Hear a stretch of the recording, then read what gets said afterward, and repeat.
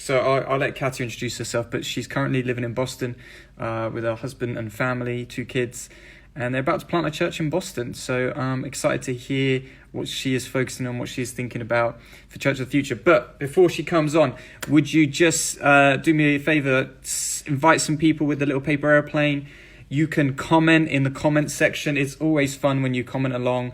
If you want to ask a question, we do try and get to them if we can. So there's a little question box just there. Feel free to ask any questions. But hello, everybody. Welcome. How are you? Send me an emoji expressing your emotion right now. Let's get excited. Today's going to be a great day. It's episode 6, season 2. And it's going to be a fun day. Hey guys, how are we doing? Karen is in, Max is in, John is also in. John and Karen have been in together. Rix is in, Jamie's in, Molly, Suzanne, Lemony, Sharon, John.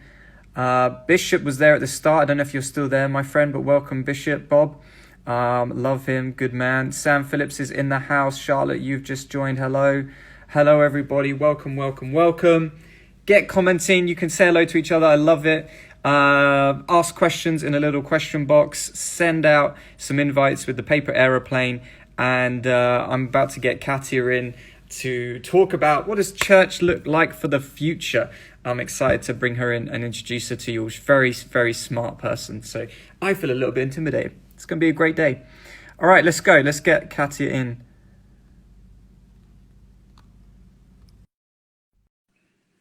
Fantastic.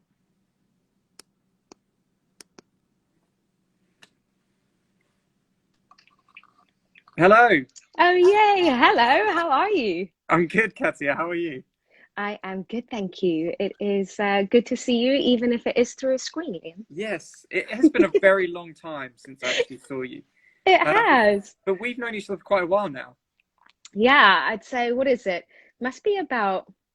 We must have met over 10 years ago, something like that. Something like that, because we did leadership training together with New Frontiers, didn't we? Yeah, we did. Yeah. And that was a great time. I loved that training.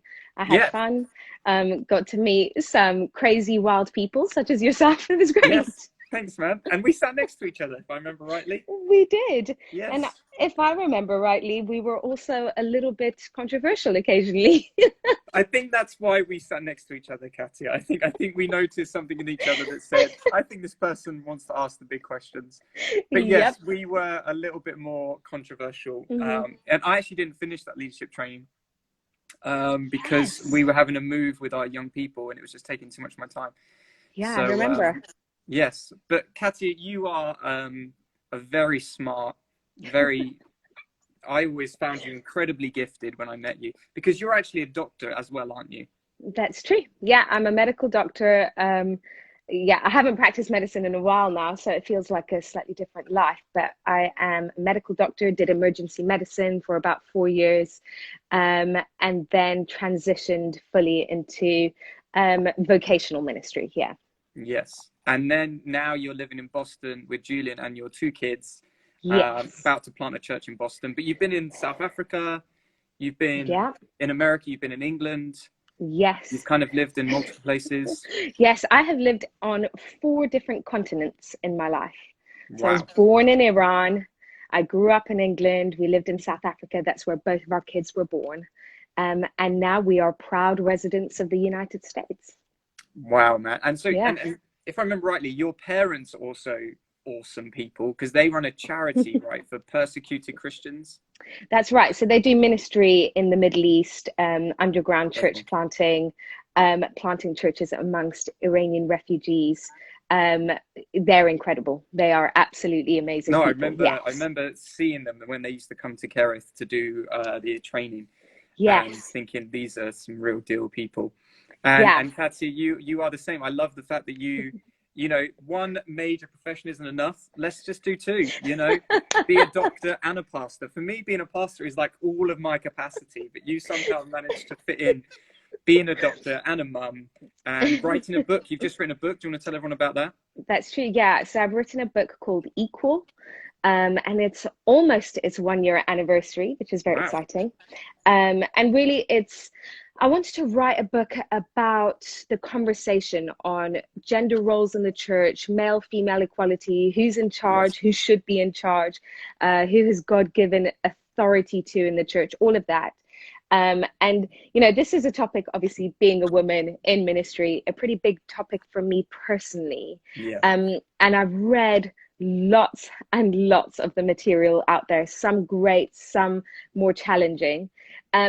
And I was really aware for myself that I wanted to read a book on the topic that was full of heart, so that Yep. it was readable, Yes. but Yes. full of great scriptural grounding, so that it would be believable, and that it would cover all aspects of the debate, so that I wouldn't read it and think, now I need to read another five Yes. books to, Yes. Which is cover part of it. the problem. Yeah. Exactly. But that it would be something that really would be a one-stop shop, that you would come, you would read it, it wouldn't be a reference work, but that so many scholars would be referenced, so that it would be something that this isn't someone who just made this up or Yeah. really wants to believe it, but actually there's really good biblical reasoning in this book.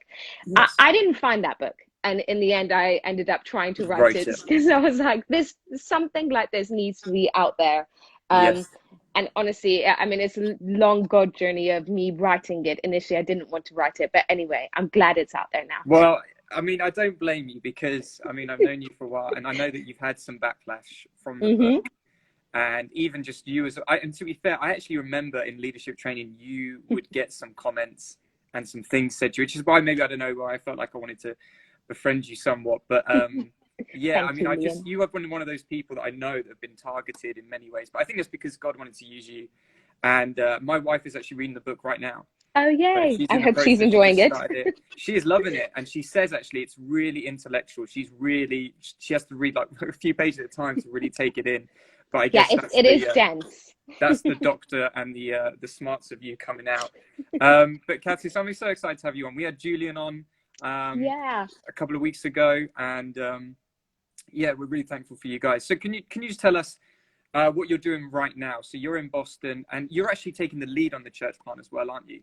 Yeah, that's right. Just So, talk about that for us a little bit. sure.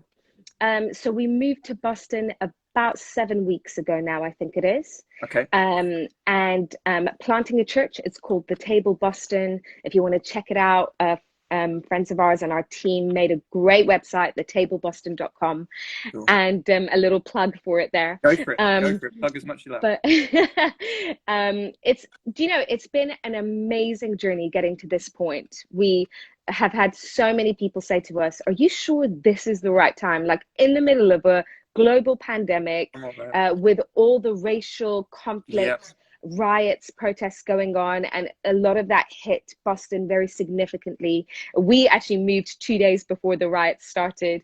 Wow.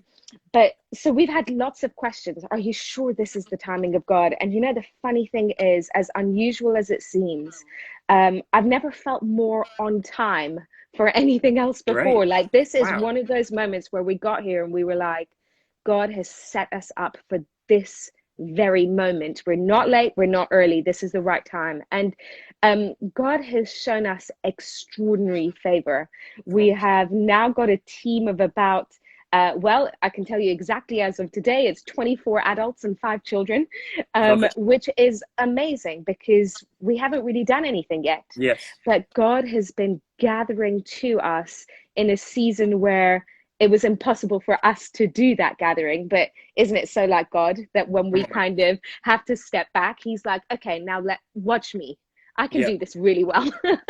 So we're kind of in the process now. We're starting to have little home group type meetings, obviously wanting to honor the rules of government here. Yeah, we want to honor that. We want to do something. I really believe that our manner as Christians is called to be honoring, even when our message might not feel exactly what people want to hear. And I think sometimes Christians can be drawn into misunderstanding and thinking they're doing something right if their manner is offensive. When Yes. I read the Bible, I actually see consistently Jesus and the believers. You look in Acts, Paul was actually incredibly careful to preach an offensive Yes. message while his manner was as honoring as possible. Great. And I Love it. think we get that switched around. So we're trying to follow the guidelines so that we would be people who in our manner are honoring the rule of the land here, Yeah.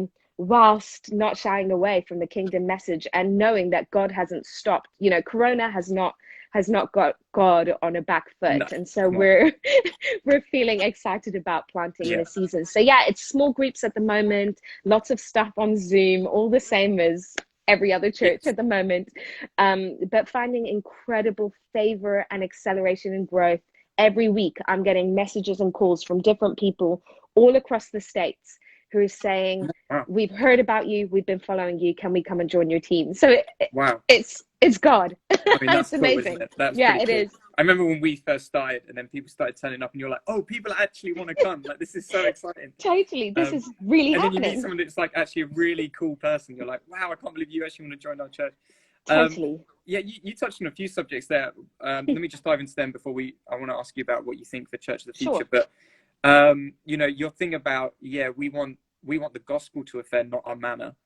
Yeah. And you guys posted something recently about that, which me and Emily talked through, and I think that's really true. Like, I'm very aware when I used to evangelize on the street, there were times when I offended somebody, not the gospel. And what Yeah. was funny is I would go home and I'd say to myself, oh, they just don't like the gospel.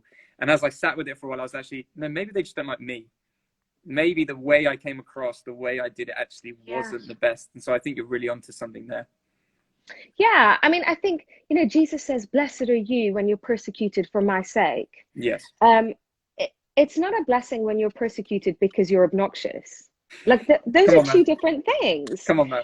And I really, there's so much stuff going on social media at the moment. So much. We've Yes. all got to be careful in how we're navigating things. And we want to be gracious and non-judgmental to our brothers and sisters as well as to the rest of the world, right? So this isn't a Yeah. comment of judgment, but rather a question being raised of, are we sure we're being persecuted for the right reason? Yes. Because if we're being persecuted for the gospel, 100%, I'm not backing down from that.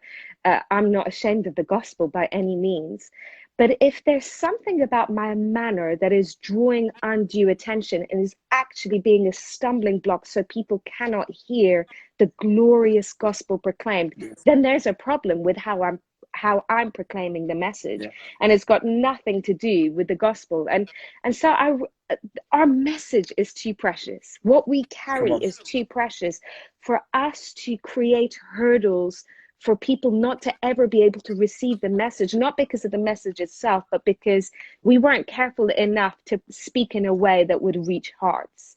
And so I'm Yes. just aware of that. Like, this has got nothing to do with anyone else. For us, we're aware of that every time we're planning around what will the table look like?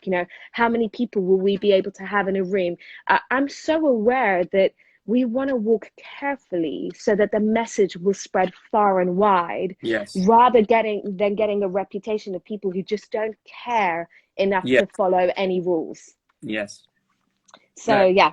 mate, I think you're really on something there. And you're right, there is a lot of stuff just thrown out on social media these days. And you're just like, where has that come from? Why are you saying this? And we can always just say, well, God told me. So it's an interesting one. And then just one more thing, because you said in there, you've never felt more on time. Could Yeah. you try and explain, if you can, what does that feel like? If someone's watching today, they're a mum, they're in school, they're looking to go to uni, whatever. How would you explain that feeling of going, you know what, I feel on time? Because I think that's something that we all really fret about. Am I doing exactly what God wanted me to do at the right moment? How does that feel? Can you explain that? Or is that Yeah, too crazy a question? it's such a good question. I'm not sure if I'll be able to explain it particularly well. Just go for it. Um, We'll see what happens. I think first thing I want to say as a caveat to what I'm about to say, Go for it.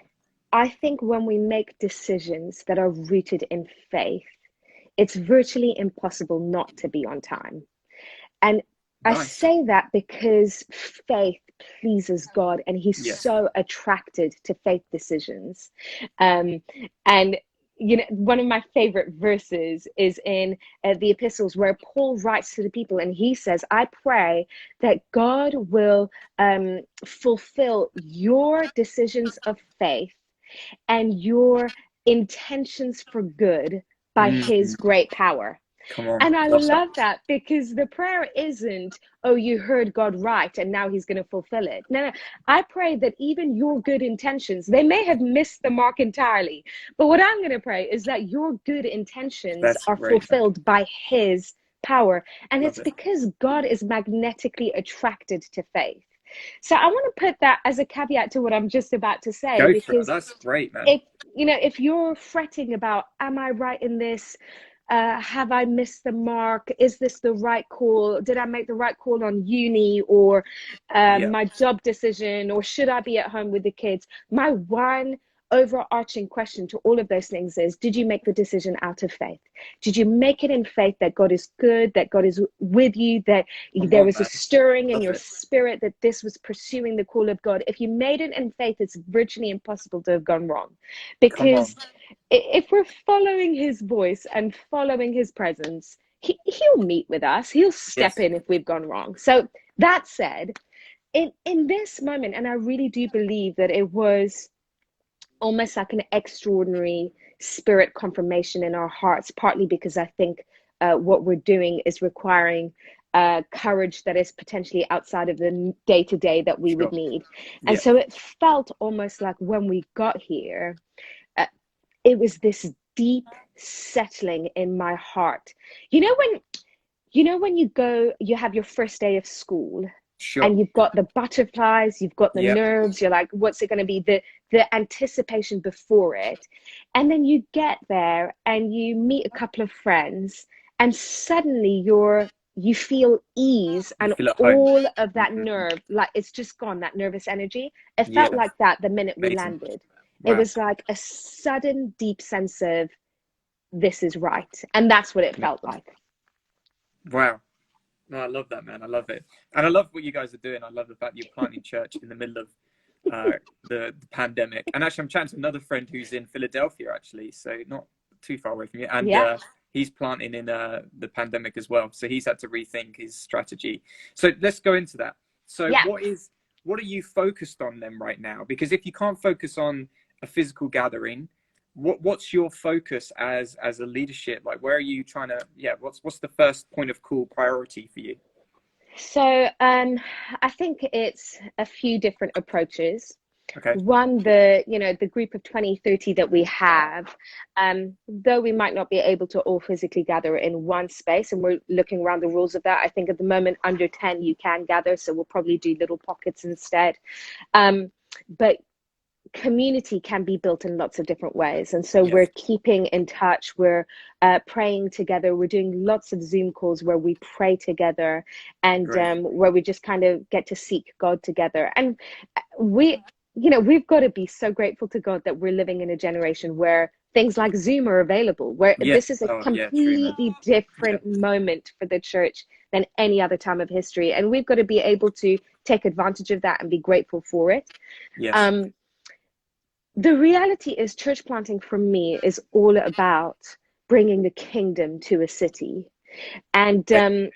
we don't have to have physical meetings to be able to do that. So Hey, even cool. Go with that. Yeah. focusing, on a lot of my day is spent walking around the city at the moment.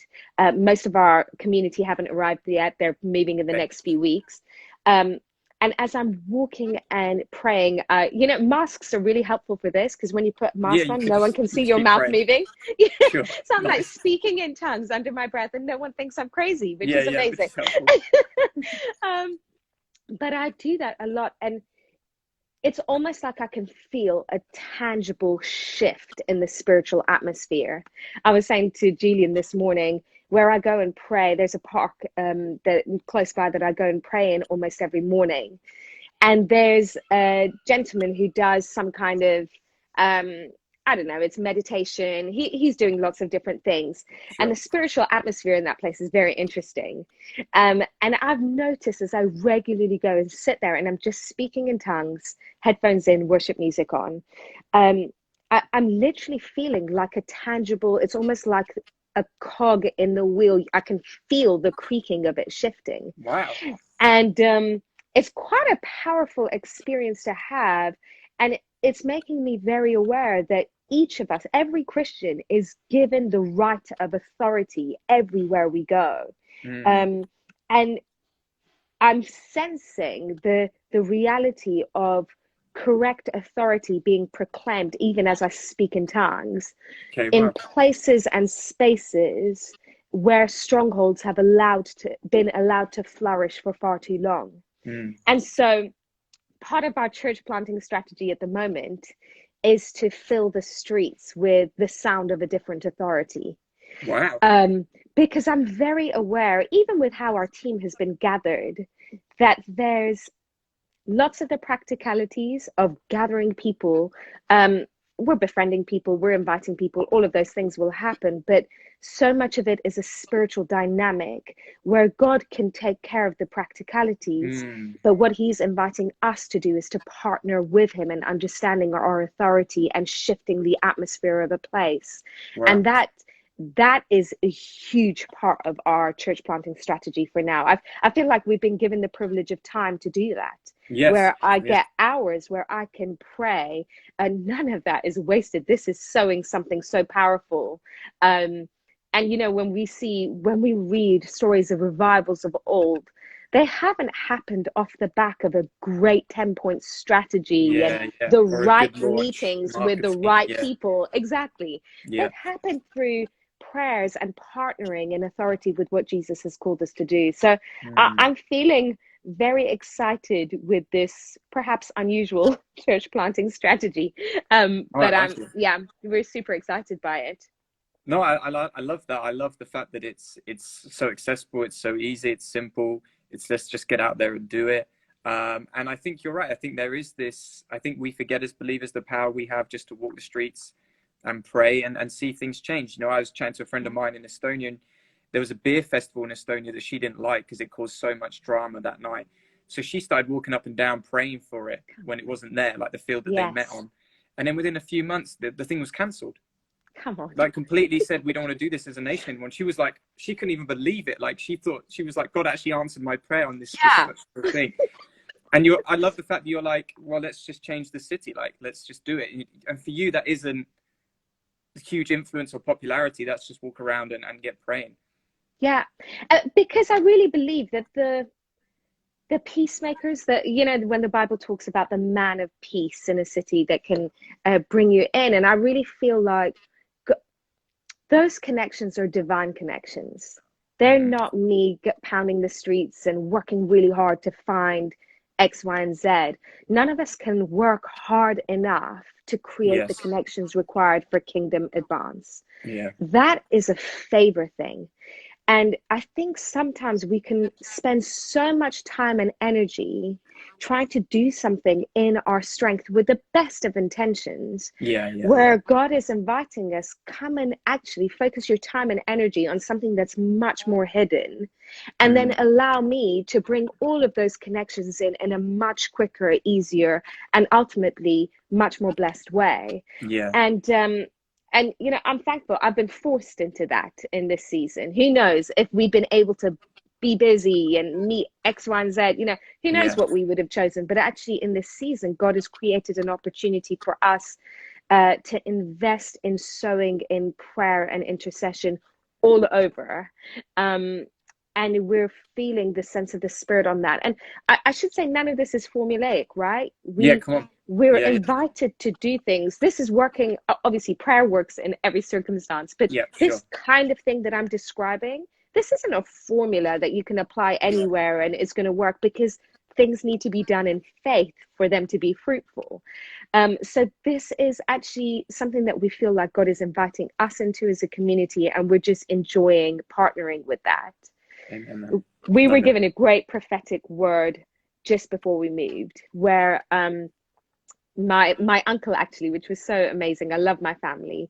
He sent us a message talking about how in the season of famine, Isaac didn't go to Egypt, which is exactly what his dad had done in the season of famine. So Okay, that would yeah, be wow. his learnt response in famine. Go to Egypt. Egypt will take care of us. We'll come back. But rather, in the season of famine for Isaac, God says to him, don't go to Egypt. Stay in this land and I'm going to bless you. And Isaac does the most stupid thing in the season of famine. He sows seed. No one sows Mm, seed in the season of famine. The wow. famine will destroy the seed before you Mm, can ever see anything. But what happens? He sows the seed and he reaps 100-fold. And mm, the promise to us that my uncle was speaking of was you've come in Corona famine season, yeah, where everyone would say, don't plant a church in this season. The learnt behavior, yeah, the response, the logical thing to do is to divert for a moment and then yeah, come back in a season of plenty. yes. But actually, God's promise is sow in the season of famine, and what you sow won't be robbed, but will reap 100-fold. And so Wow. we're walking with that promise, and I just love how God does things. So I'm happy to take that verse because I think it's an awesome verse. Yeah, I mean, I think that's beautiful stuff. I love that. And I think, if I'm honest, I think that's got how God works, right? Totally. Like, why would God send someone as gifted and talented as you and Julian and send them to a flourishing place? Why would, if I was God, I'd be like, they're some of my best warriors. Let's send them to the famine, you know? And Liam, you're very kind. you know what I mean? That's what I think in my head, because I think we often think, oh, you know, let's go where it's going to be easy. But God's called us to darkness, right? Yes, he And I has. think too often, Christian world, we're too busy trying to shine our light brighter than the other lights, when we should Yes, just be going to the darkness. And that's where God actually wants to produce fruit. So I'd even argue that God only bears fruit in the famine. Do you know what I mean? Because that's where he just demonstrates his how he is. And actually, Emily and I had the totally. same kind of analogy. You know, we were given a desert that as we walked, you know, life would grow out through the desert and Yes, grass would come through. And so I was like, yeah, that sounds like Jesus to me. totally. Yeah. Because if it can be shown to be not God and Yeah. fruitful, God's not interested in it, Yeah. right? Someone Because else it's get the like, glory. so Yeah. what's the point? Yeah. Come on, man. Come on. So, and I think too often, and I'm saying, everything I'm saying it to remind myself. This isn't Yeah. about, oh, other Sure. Christians haven't got this. We've got to remind ourselves. Too often the human heart is drawn to what I know works. And so we're like, this worked last time, even. Yes. And an act of Yes. faith that worked last time, if it's Yes. applied today as a formula, cannot bear fruit because Yes. God isn't interested in us finding things that are logically going to be fruitful because Hmm. He is outside of that equation. Yes. He is interested in us finding impossibilities and then saying, okay, God, what are you going to do with this space? Because Mm. then he is glorified. And so with all of the Christian projects that we get on with, whether they're in places that are supposedly easy or supposedly difficult, uh, Yes. regardless of the context, if what we're doing makes too much sense and you could take God out of the equation and it would still work, my argument is it's not God. Well, And there's a yeah. problem with that. We've got to find things as Christians in easy or difficult contexts that will fail unless God steps in. That's when we know we're living lives of faith. Yes. Outside of that, you don't need faith, you just need logic. Well, I was going to say, is it even faith if you know it's going to work? Exactly. Because if Exactly. you're like, well, And it worked for me back then, so I know it's going to work now. That's not faith anymore, because you're just relying totally, on what your own strength and your own knowledge, um, absolutely. which is And if always weird to me. Go on, you go. totally. And if a non-Christian could follow your 10-step plan and have the same Yes. results, there's a Yes. problem. And I Yes. think lots of the projects that we launch, if you could write it down on a paper and get a non-Christian to do it, it would do exactly the same thing.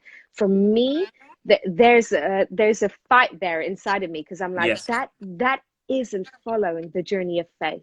A non-Christian should not be able to get the same results following the same strategy. Yes, mate. Honestly, you're speaking truth now. Because I mean, I've been to events and I've heard Christians speak, and at the end of it, like I've been with a non-believer, and they'll say to me, "Oh, yeah, that's really good." And like what they've missed is that they think they can do that. Yes, You know what I mean? Like we preach as though like if you follow these 1, 2, 3 points, you'll find happiness, you'll find da da da da, you'll find yes, this. And I'm like, if you don't have God, none of that works. totally. Like, and I Totally. think you're on to something massive here. It's like you've got to have faith, you've got to have dreams, you've got to have goals that are beyond your capacity. And what I Yes. say to church is, I don't just want hard goals; I want impossible goals. Yeah. Come on. I, I don't want. Absolutely. I don't want it to be just like, oh, if we stretch ourselves, if we get enough money, if we get everyone on board, then we'll be able to do it. No, no, no. It's got to be, even if we got everyone on board and enough money, we still wouldn't be able to do it. Yeah. That's Absolutely. got to be where faith steps in, right? That's where faith kicks in. Yeah. And look, we've got to be honest on this. This kind of life is a difficult one. Oh yeah. You're gonna get the glorious high of it for sure, because it's also the moments of breakthrough. No amount of human strategizing can touch what that Yes. feels like. Yes. But also, it's a really difficult journey to walk. And there's a reason why, as Christians, we try to avoid that, because it's not fun praying for blind people to see lots Come on. and lots and not seeing healings. That, Yeah. that doesn't make you feel great. You don't No. walk away from that thinking, well, that was awesome, right? So Yeah. it's not fun putting all of your finances into a kingdom project that you're thinking, oh God, please don't let everything go pear-shaped. Now, if it goes pear-shaped, you're stuck in a place. But Yes. actually, God is so faithful. I have to say, in the area of finances, whenever I've had crazy, crazy journeys, if not immediately, in the long run, God has shown incredible favor Yes. and kindness. But it's not an easy journey, because it's Yep. That's true. terrifying. It's there's so many moments where I'm like, being a Christian is basically an act of holding your nerve for as long as you can. That's Wow. what it feels like most of the I time to like that me. line. And I think so many people are like, if it doesn't feel easy, then I must be getting it wrong. And I'm like, I don't think you and I are walking No, out the same faith, the other because way. most of the decisions I make don't feel easy. In fact, Mm. there's often I'm having conversations with Jesus about, couldn't you have asked me to do something easier? Mm. And he just doesn't operate that way, because if we operate in the easy, we don't get to see the impossible. So it Yes. depends what Ooh, we come on. want, right? Come on. It really depends what you're after. God loves us the same no matter which option we choose. God Mm. is Yes, of backing us course. the same no matter which option we choose. So this isn't a question of whether God loves us or approves of what we're doing or is disappointed. None of that. But Mm. really, it's a question of, what kind of result do you want to see in your life? You can go with the logical and with the easy, and you will be blessed and you are Yep. loved and Yep. you're going to heaven, no problem. Yeah. Or you can pursue the impossible and see unbelievable things happen. Come on. But there's a journey in that that's going to be much more challenging, though I would argue also much more fun. But you can't have adventure and logic. They don't go Yes. hand in hand. You have one or the Yeah. Or other. comfort. You can't have adventure and Yeah, comfort. exactly. It just Yeah. doesn't work. So it's an interesting walking with Jesus. Mate, that's some great stuff you shared there. The line that stands out to me: if you operate in the easy, you won't see the impossible. Come on, man. I Yeah. mean, you're right though. If you don't pray for the sick, you won't see them get healed. If you don't pray for the Yeah. dead, they won't come back to life. Yeah. But to go into a hospital and say, I want to pray for dead people, is a tricky moment. Yeah. And you have to face ridicule. And you know, the things that you've done, written your book that you've written, Planting in Boston, you've had people turn against you and sort of say, why did you do that? You shouldn't have done that. Da, da, da, da. So yeah, I mean, I think it's thanks for modeling that life as well. That's interesting. Oh, thanks, Liam. That's good. I want to ask you, okay, coming out of Corona season or pandemic season or whatever, or if we have a second wave after that, whatever's going on in the world these days, I don't even know. What do you hope church leaves behind? Ooh. Or if you have it on the top of your head, what do you hope church carries forward or starts to do? I'll let you go with either one of those. Oh, let's talk about, well, I'll do a mix probably, but carrying forward, Yeah. I hope we carry forward a depth of compassion that we haven't walked in before. Wow. Talk about I that. think, I think this must break the heart of God, but Christians aren't always known for their compassion. Mm-hmm. And that's mind-boggling when you look at scripture, when you look at who Jesus was, where you look at the mandate on our lives. Christians are often seen as harsh and unfeeling and uncaring, and Wow. interested in their religious endeavors, but the plight of humanity is often something that is left behind. But I think something that Corona has done is level the playing field in some ways. That there are pockets of humanity that are Sure. in much, much harder situations than Corona will ever leave most of Mm-hmm. our countries in, right? So Mm-hmm. we've got to have that level of perspective on this. But I think what it's done is it's touched most lives with a level of uncertainty, a level of fear, all of those things that lots of people have managed to avoid. And in doing that, it's created this playing field where most people are vulnerable and in need of compassion, Christians included.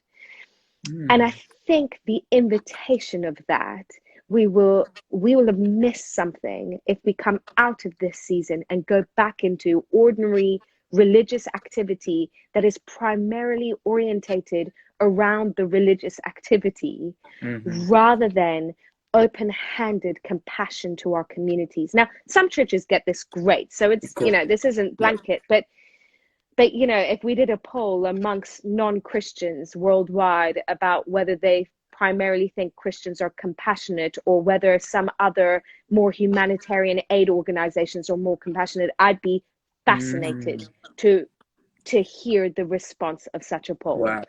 Because I think, especially, being in the States now, I'm so aware that Christians are seen with a religious veneer that is more pharisaical than it is Yeah. Jesus sitting with the broken.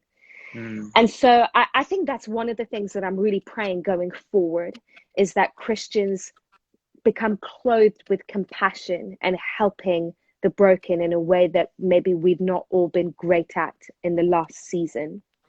Wow. I think there is an invitation to Christians in this season. I feel this as a provocation in the spirit, really, Come on. to be uncompromisingly hopeful. Now, that doesn't mean presumptuous. That doesn't mean I'm not going to wear a mask because Jesus Yes. is with me and he keeps me safe. Yeah. All of that stuff. That, again, that's about offensive manner without necessarily the Sure. substance of faith in it, right? But I feel like there is an invitation to come in an opposite spirit of what is happening in the world, which is this sense of doom and gloom, and Oh, it's all fear. over. Yeah. Yeah. Mm. And I'm hearing a lot of Christians speak about Corona like it is a different category to anything else, in terms of as if God is not going to use it for good. And I'm Mm. like, last time I checked, all Wow. things means all things. Yeah. Yeah. Corona is included in all things. So I'm not belittling the suffering. I'm not belittling the pain of what is going on. I'm not belittling that, but I'm just saying either he's a liar or he meant all things would be used for the good of those who love him. Like, we can't Mhm. have both. We can't Yes. say, Yes. actually, this is outside of that remit, but he's still good. No, it's very simple. It's black and white. He's either lying, in which case we really shouldn't trust God at all and we can all give up now, or he genuinely meant all things were used for the good of the Yes. believer, including this season. And And then, I'm growing tired of hearing Christians speak with such hopelessness about this, as if this is outside of the things that God can use for good. Even a global pandemic, I've got to believe this uncompromisingly, if not, the Bible is not truthful. mhm. Even a global pandemic, he can use for the good of humanity. I don't understand how. Yeah. I don't Yeah. understand the Yeah. ins and outs of that, but I don't need to understand it, because there's a place of trust that overrides the place of my understanding. Trust in the Lord with all your heart, or lean on your Yes. own understanding. You Yep. don't get Yep. to have both of those Wow. things, Come on. because often the place of trust is totally at odds with the place of Mm. understanding. Yes. Yes. So Yeah. I find that we're in a crossroads as the global church, where we have an invitation to look this in the face, not to be in denial, not to be in presumption, not to say horrific religious sounding things that alienate people, like God will protect me, sorry for you, he won't protect you. None of that. But we're at a Yeah. crossroads where we get to look at the depth of the problem of a pandemic or whatever challenge we're facing and say, He promised this, so I'm going to make sure that my outlook is in line with his promise. He promised he would use all things for the good of those who love him. I'm going to make sure, intentionally pursue Yes. an outlook that follows in line with that promise. I Mm, really hope in this moment we learn that and we take it forward so that Christians become genuinely the most hope-filled people on the planet, because that's what we're made to be. mm, And I'm not sure that we've always walked with that. What I hope we great. leave behind But in this let's season. go Yeah, before we okay. go there, because there's a lot in there, mate, and I think you're touching on something really important. I think you're right. I would love to see Christianity at the top of the people that express the most Yes, compassion. yes. I've never thought about it comparing it with other charitable aids. That's a really interesting perspective, and I think you're right, and I would love to see us become, yeah, that kind of voice in the world. Yeah, no, there's some really interesting stuff. Have you seen, just quickly, have you seen a church or a people or a pastor or somebody demonstrating that in this season you could give an example of? Demonstrating that in this season or Yeah, just demonstrating generally? the compassion like that you want to see, like very practically, what would it look like? Um, okay, so I won't speak to Corona um, because I think that's I'll find that harder to pinpoint. But I will speak to the Sure. riots here because I think Okay, that's yeah, a sure. clear example that I can Great. give. Yeah. So one of the churches that I've seen really speak in with compassion is called Expression 58 in LA. It's led by good friends of mine, Jen and Hono Toledo. Absolutely phenomenal church, and they are speaking godly wisdom and compassion into an area of deep brokenness in the States. And I love what they put out always really practically. They've joined in, even in terms of protests, in terms of partnering with their city and having a heart that cares about what their city cares about, which I think is really important. Yes. Um, and in terms of practicality, really being there on the ground, which is amazing, but also in terms of their language. Okay. If you go onto Expression 58, you listen to Jen Toledo's messages, the language is so intentionally chosen. It's not this sickly religious veneer that lives on a different plane to everybody else and therefore isn't able to connect with what humanity is experiencing, but it's raw and it's real, and it is laced with compassion. She is Mm, fiery, she is strong. I think sometimes we use compassion and people think weak or yes. kind of like namby-pamby. Is none of that. This is a Mm, fiery compassion that wants to meet the need of people's brokenness, and it's beautiful. I think for me, they really are stand out in how they're responding to the needs of their community in the challenges that they're facing right now. wow. I love the fact that the practical example you give is people that are using their language. I think that's really Yeah. interesting. I think we often think compassion, we think clothing the naked, giving food to the home, all those kind of things. But actually, the way you speak and the language you bring is actually very compassionate, and that's very applicable for everyone listening because the way you use your profile, the way you use your Instagram and Totally. Facebook, use it with compassion. And Katia, man, that is so needed right now because the amount of blame shifting, Oh gosh. calling out, why aren't my neighbors not why are they not wearing masks, or just so much hate towards politicians and leaders.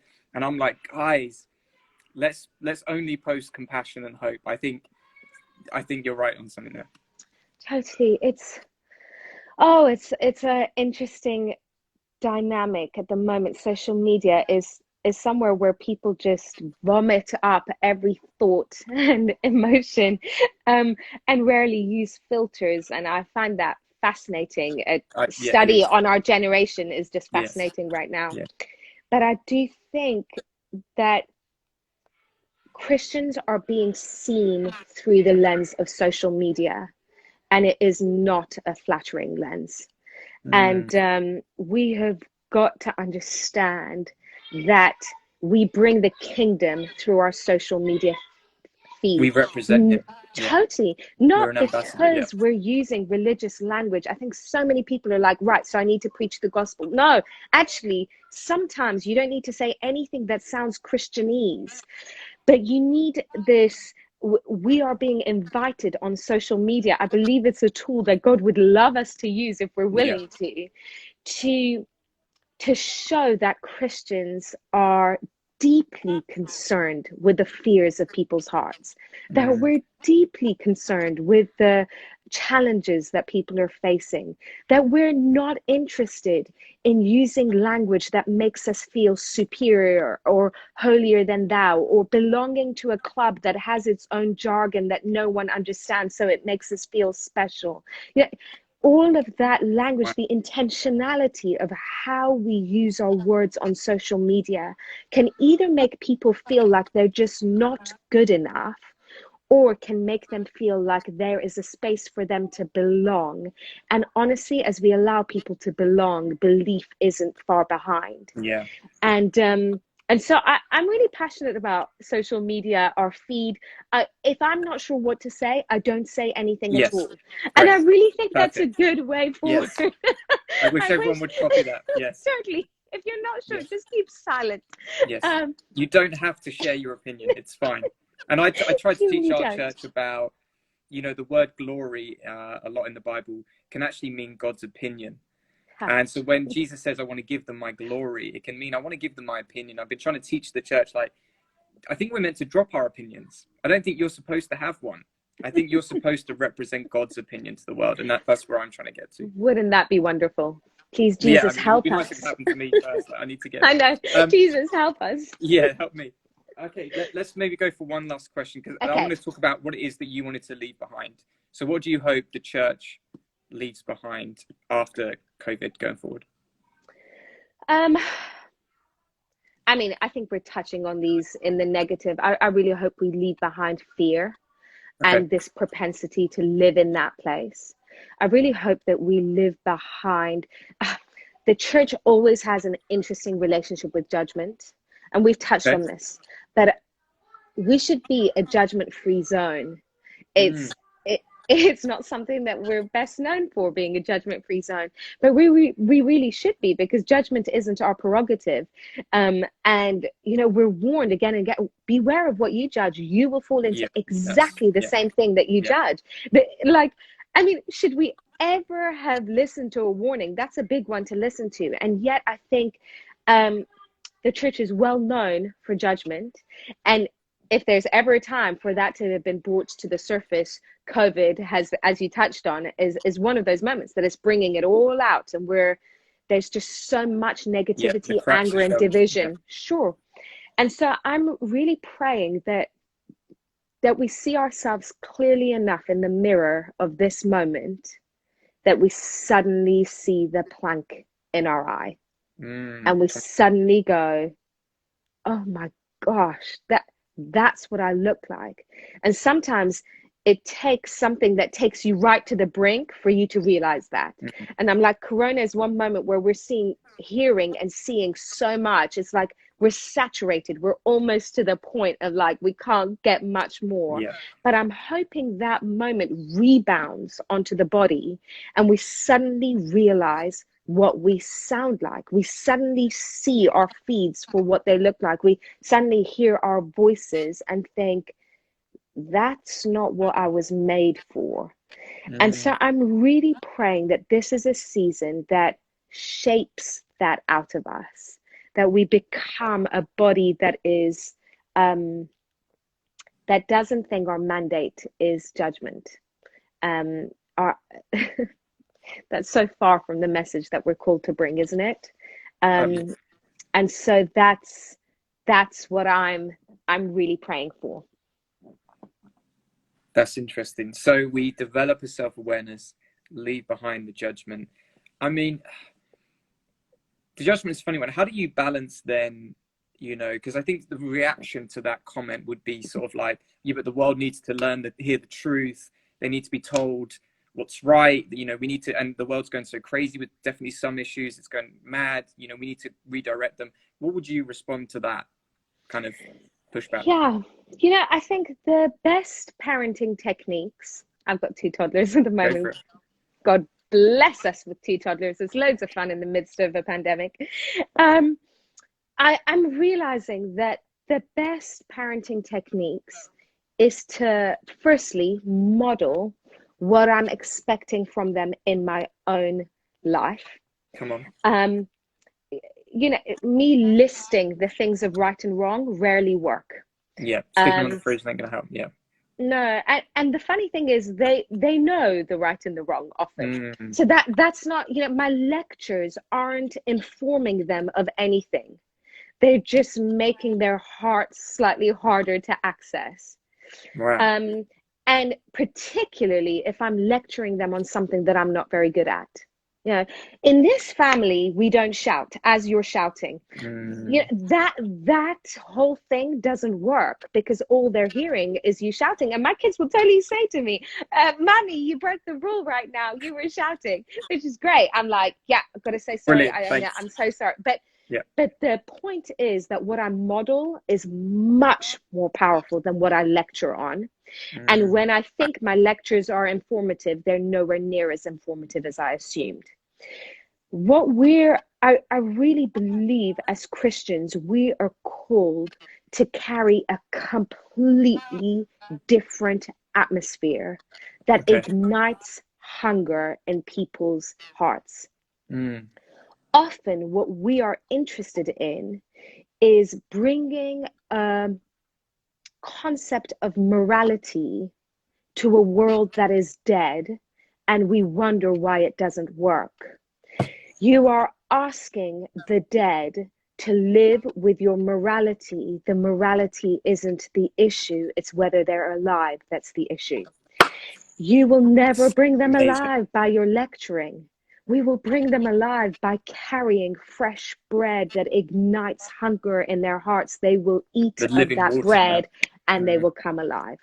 And so I'm not brilliant. saying that morality doesn't matter, that there isn't right and wrong. I'm not saying that, but I'm just saying I don't think we're productive when Wow. we speak right and wrong as a lecture and as a judgment. We do nothing. But when we live lives that are radically different, where we bring truth, where Psalm says his kindness leads us To to our repent. knees, Yeah. right? So I don't need to talk about all the things you've done wrong that you should feel ashamed of. Rather, I can introduce them to the atmosphere of heaven and to a Father who is kinder than they ever dared believe. And that leads them to life and to repentance more than my lecturing ever will. Mate, that is some absolute gold. I think that is to actually see it rather than us trying to instruct the world of how to be moral. You got to try and resurrect them. You got to try and bring them back to Totally. life. And let's be honest with with our lives. I didn't start behaving the right way because I was told to.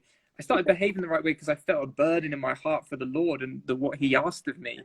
It came out of Totally. relationship that I acted a certain way. And you're right, man. When you then start judging other people with who don't have that relation, of course, how do we expect them to change if they don't have the Holy Spirit? Totally. It's an Like impossibility. I couldn't do it, so how am I expecting them to start thinking the same way as me? So, mate, you Exactly. are. That's And I'll just say one more thing on this. I know go. we're almost out of time, but you know, so psychologists, this is like secular psychologists, Yeah. are discovering increasingly that behavior is not rooted in desire, but it's rooted in an understanding of identity. Now, Okay. if we understand that in a gospel context, Mm-hmm. for non-Christians, they cannot be expected to live according to the morality of the kingdom because their identity, they don't have that identity. Yes. So their behavior will consistently flow out of the identity of belonging to the kingdom of darkness. That's just a reality of their belief system. For Christians, if we want to change how we behave, it's not through heaping on judgment on ourselves and, Mm-hmm. gathering accountability groups that Yeah. will make us feel ashamed enough to. I've been part of them. In fact, Change. I've Yeah. led groups like that. They don't work. Mm-hmm. All they do is modify behavior without freeing the heart. But if Mm. we go after identity, if we pursue an understanding of what it means to be sons and daughters of God, Yes. then what we find is that behavior falls in place with that belief system. And we don't need to form accountability groups around our sin anymore, because the sin issues aren't issues anymore, because our identity is governing how we live and the decisions we make, right? Yeah. So I would, I'm arguing for not shouting judgment in the face of those whose identity hasn't been transformed yet. Transform that identity, then we can talk about what that identity means for our behavior. Yeah. Wow. And so just to bring that down a level, because that was very smart. You're kind of saying if your identity is that you're a prince, you will act princely. If your identity is that you're garbage, you'll act like garbage. Which is completely all over psychology. You're totally right. Totally. And which is why we've got to be careful as Christians to not say things like, oh, I'm just a dirty little sinner. Oh, or sing songs that are theologically incorrect about how I'm just a sinner, but I was a sinner. 100% I was a sinner, but I'm not a sinner anymore. And if I speak that over myself, all I do is partner with an old identity. Yes. And that means that my behavior, I'm garbage, I'm garbage, I'm garbage. My behavior can't help but flow from that. Yeah. But I'm consistently agreeing with what God says about me, then my behavior comes in line with that. If you think you're a queen, you make decisions with your finances like a queen. You walk like a queen. Totally. You associate in a way that makes sense as a queen. You speak to people with the language of a queen, right? So it's all about how you understand yourself to be. We've got to understand ourselves in line with what Scripture tells about us. We cannot afford to disagree with what God says about us. Life is too short for that. Wow.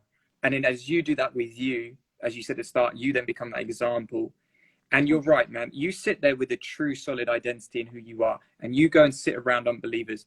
They will either be annoyed by you or they'll be drawn to you. And I see that a lot. People suddenly start acting funny around me and they don't want to see me again. And then some are like completely drawn to you because they're like, why are you so comfortable and secure? And I think you're right. You model it. You honestly, ignite hunger in people. Yeah, this has been some fantastic stuff. I think we've got about 2 minutes left. Okay. So, Katia, thank you so much. I really appreciate it. Thanks do you want for having me, Liam. Shout out to any of your friends that you've seen. Yes, I saw Joshua on here a while ago, and I think the Not Cuts too, which was really awesome. Great. It's been such a joy being here. Thanks, Liam, for having me. It's been fun. No worries, man. We'll have to get you guys back on soon, and definitely get you over to Flow at some point when. We would love that. Yeah. Well, thank you very much, Katia. I really appreciate you. Everyone, say goodbye to her. We love you and Julian a lot, so thank you so much. Thanks, Liam. Have a great rest of your day, everyone. Thank you. Okay, guys. Well, thank you so much. Thank you for staying on and for engaging. I know it's hard to listen to someone for an hour, but you made it. If you made it all the way through, well done to you. Tonight, if you're part of Flow Church, we have a Zoom meeting at 7:30. Very important. Come and tune in. If you want to keep up with the live Instagrams, Friday, 5 o'clock, my good friend from Ireland, Darren McClatchy in Dublin, planting a church there. He's going to come and share his thoughts because he's also planting in a pandemic. It's happening all over, man. God is on the move. Love you guys. Appreciate you. We'll see you soon.